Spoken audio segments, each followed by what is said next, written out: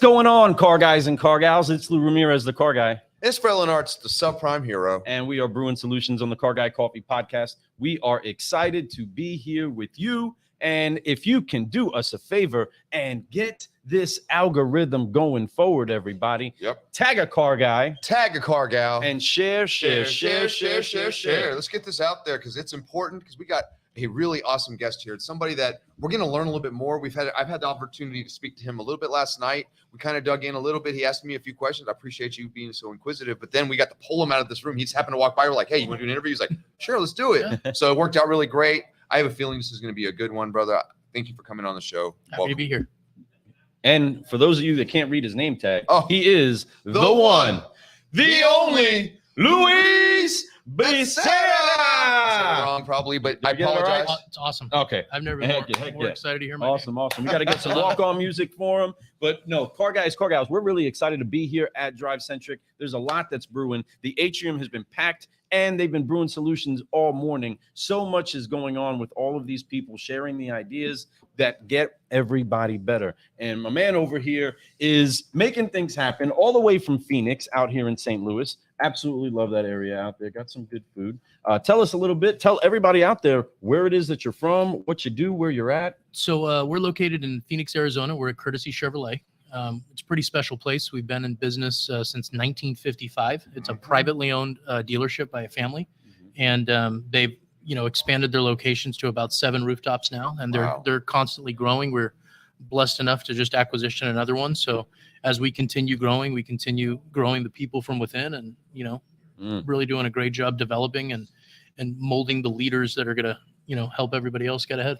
That's awesome. I love that. I love that. And and you're right that the Courtesy Chevrolet, they actually have a reputation, right? And you know what I love about that, and it's a good reputation when I say that. So when no asterisks around this reputation, this is that really good one. And I love that. And I love that your opportunity there as the general sales manager now is you're going in and you're going to a place that's got a great establishment, but you have an opportunity to pour in what you know.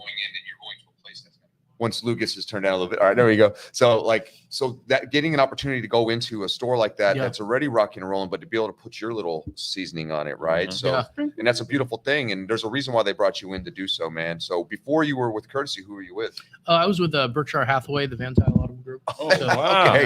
So understand operations. Yeah. Well, I mean, processes drive, that efficiency, and, with that constant efficiency, you'll continue to have that winning behavior just develop among the team. And, if we can just sprinkle a little bit of the Courtesy way into that deal and caring a little bit more and, wanting to be there, it's just a winning combination. Yeah, so it's definitely becoming of the name Courtesy, right? For sure. Inside of that, there's a whole lot that's brewing over here that has you seeing other people, meeting other people from different markets, different stores, different brands. What is it that you like about being able to be right here collected with all these other car guys and car gals? So we just recently did the DriveCentric merger from Dealer Socket, and it was really interesting to see the different perspective from a lot of the people that have been using it a while to get their best practices, and a lot of people that have just kind of recently been integrated into it to see where their challenges and where their opportunities lie, and where we saw our opportunities were and where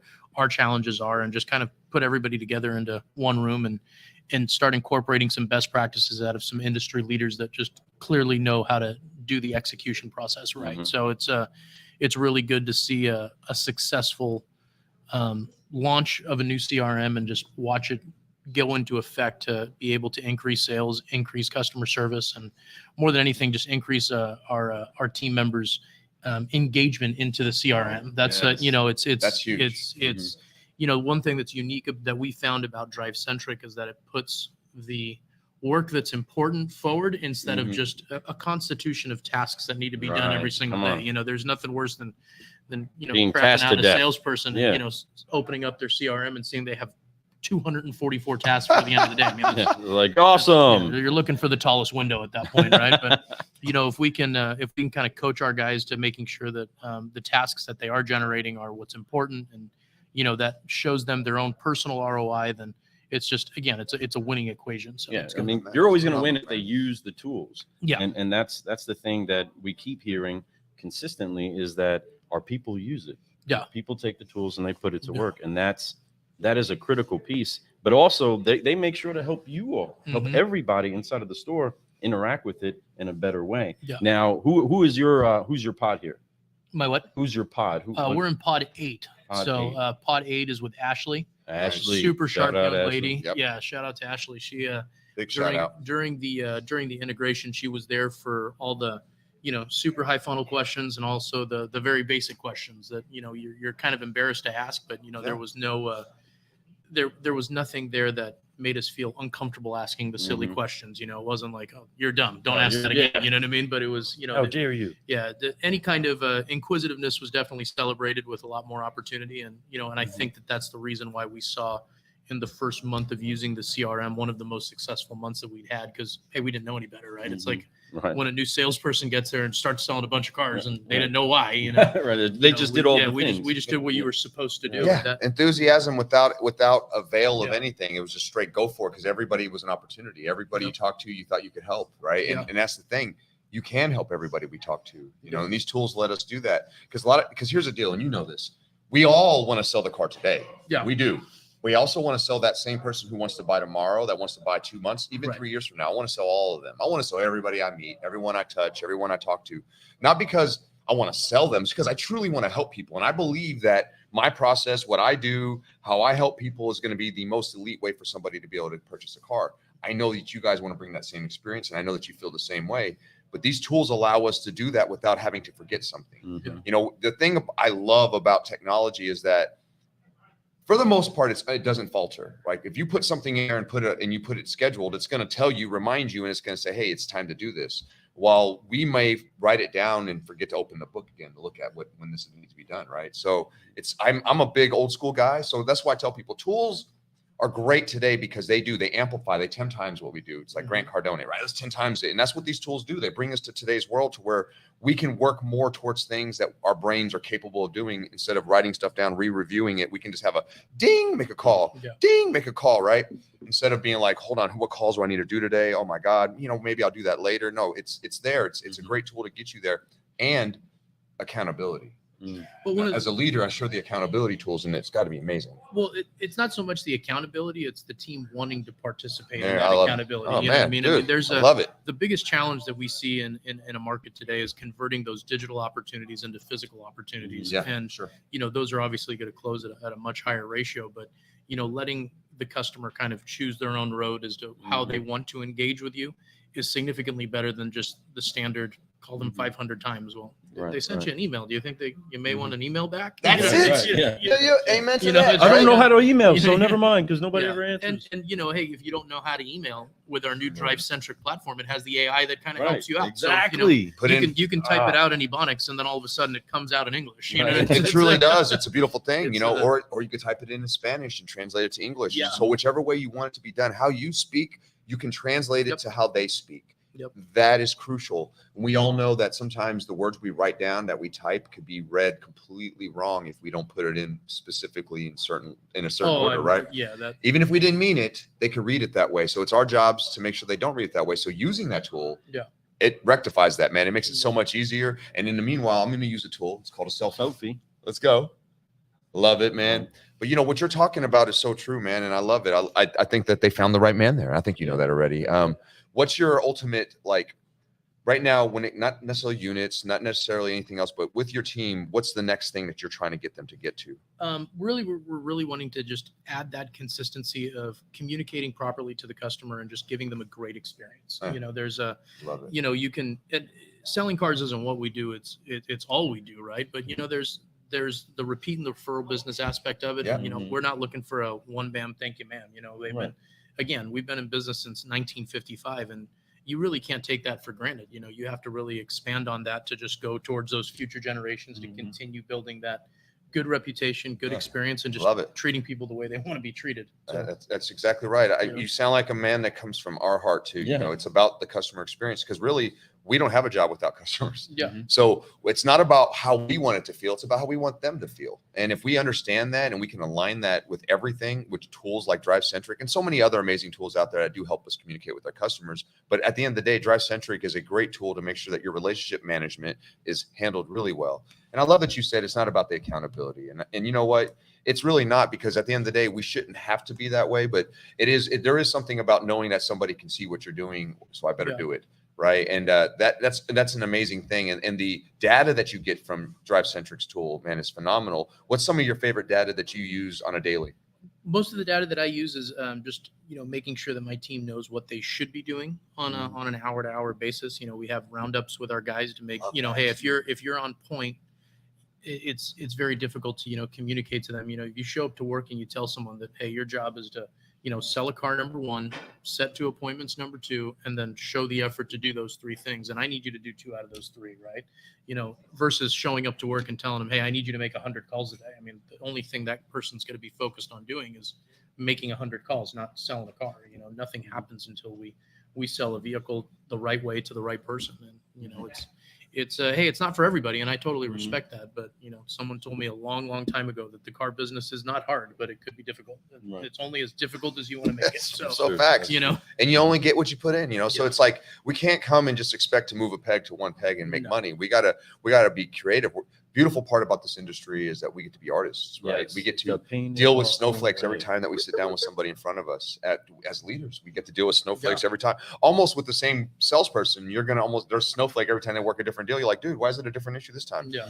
Right. But that's the beauty of the car business. But I love it. No one deal is cookie cutter. Every single deal is a new thing, and it gives you that instant gratification of helping someone. So fulfilled, man. I could tell you, with the years that I've been in this industry, there's nothing that gives me the experience of fulfillment besides being a father and a husband than that, like helping somebody, looking them in the eyes and knowing that I did something good for them, that I was able to help them see something they didn't realize. You deal with all types of people in automotive. You deal with the best of the best credits that are super picky. You deal with the worst of the worst credits that are super picky. And in between there's a lot of amazing people that sometimes just need to be guided because they've only been shown a way that was maybe not so bright, or maybe they weren't educated on how credit really works, or maybe they didn't realize that, hey, you make $2,000 a month. That means you can't buy a truck yet, right, folks. And we can show you how to do that, but we got to get you there, and you got to crawl before you walk, or really you just got to work on some things, but do it in a way that's affordable for you, and that a lot of times you just got to be shown that light. And when you can show that light, that's art. That's something that painting a picture to somebody that they could visually see without actually taking them there first is hard to do. But that's what we do in automotive. And we get to do that a lot. Not to sell a car at the end of the day, yes, always to sell a car, like you said, but really to help people. And if you're helping people, you're going to sell a lot of cars. So help a lot of people, help them, explain to them what's happening. And then you'll be surprised how many people who walk in who say, I'm not buying today, leave that day saying, I can't believe I did this. I told you I wasn't going to do it. Oh man, I mean, if I had $1 for every time that someone told me that they weren't buying a car and they ended up buying, we wouldn't have to work till 9 p.m. every night, on holidays, you know what I mean? But one of the best things in the world, and you guys should always remember this, when someone tells you I'm not buying today, that's a beautiful thing. One of my favorite lines that Lou says, well, that's great. That takes the pressure off both of us, or you and I, right? And it does. And then it should take pressure off you and them. All you got to do is just give them all the information they want. And what usually happens when they're getting ready to leave, you say, hey, so I got you all the information. What do you want to do next? Here's, you know what? Let's go ahead and look at the numbers now. Yeah. That's what happens. But you have to get them to that step. You can't force them to that step, right? We're not there to control anyone.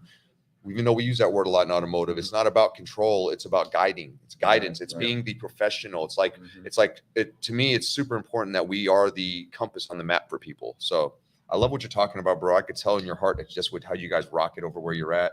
So keep doing what you're doing, man. And I know that you're going to go really far with that.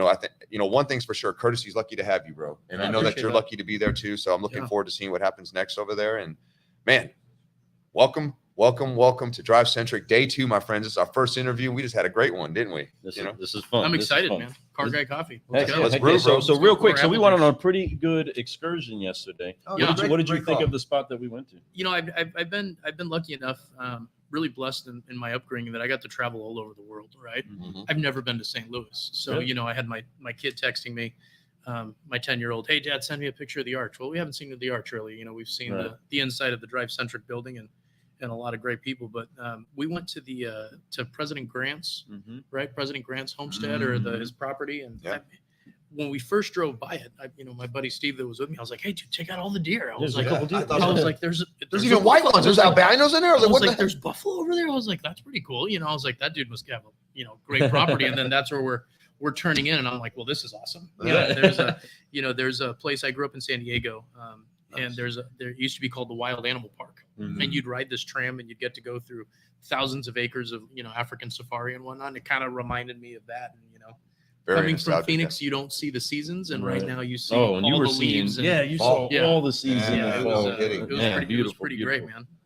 So that is awesome, man. It was a great experience, and then they had like this random German town that popped up out of nowhere because of the Anheuser-Busch deal. See this Clydesdale that's 18 hands tall. I mean, up close, and they're a big boy. That was huge. I mean, his hooves were the size of a dinner plate. So no kidding. It was a great experience, man. I thought so too. Great experience. I had some really good conversations last night, to include yours, right? And to me it was a great time, and I love that it's something different. You can do all the usual stuff, like we're gonna go Topgolf tonight, which is not just usual. I love Topgolf, so I'm not saying that, but last night was special. It's something different that you just don't even know about. I've never even heard of this place. I thought it was really cool. To be able to go somewhere that is a St. Louis staple, but yet it's still not really talked about much, and I think that it's a blessing that it wasn't, because it wasn't really packed. It was all of us just having a good time. It was an amazing time. Interesting. You start getting car guys together, and if at first you can really start to tell the dynamic of who's going to measure up and who's going to try and impress people, and everybody's super humble and just willing to just open up and have a conversation, and it was a great environment to be in, and it was really interesting to just have the people watching ahead, from the CEO playing Jenga and then trying to figure out bags. It was a good to eating some ribs. It was a good time.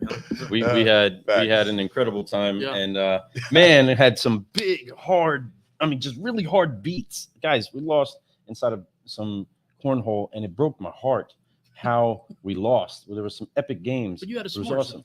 I did have one s'more. I had 3. And then my man. Yeah. Okay. I'm not sure. We're not gonna hold back. Not gonna hold back. Not gonna hold back. S'mores are fun. That was a touch. What I loved about the s'mores, just to touch on that for a second, was it's not just like going and grabbing a dessert. It was an activity. Right. They had a little fire. You got to roast your marshmallow to your liking, and then it's an activity. So kudos to DriveCentric for bringing the little things that make a difference, right?